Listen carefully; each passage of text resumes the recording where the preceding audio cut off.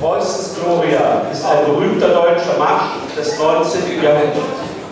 Komponist war Musikdirektor Johann Gottfried Piefke, geboren 1817, gestorben 1884, vom 1. Brandenburgischen Leibgrenadierregiment Nummer 8 in Frankfurt an der Oder. Preußens Gloria entstand 1871 nach dem Sieg Preußens und seinen Verbündeten über Frankreich im Deutsch-Französischen Krieg, der zur Gründung des Deutschen Kaiserreiches geführt hatte. Zur Siegesparade der zurückgekehrten Truppen wurde der Marsch in Frank an der Oder uraufgeführt. Da Piefke ihn danach nur zu besonderen Anlässen aufführte, blieb der Marsch lange Zeit der breiten Öffentlichkeit unbekannt.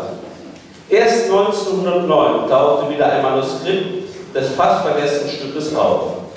Kurze Zeit später wurde er in der Sammlung preußischer Armeemärsche aufgenommen. Heute ist Preußens Gloria wohl der populärste deutsche Heeresmarsch. Er wird in der Bundeswehr häufig zu öffentlichen Anlässen, vor allem bei Staatsbesuchen, gespielt.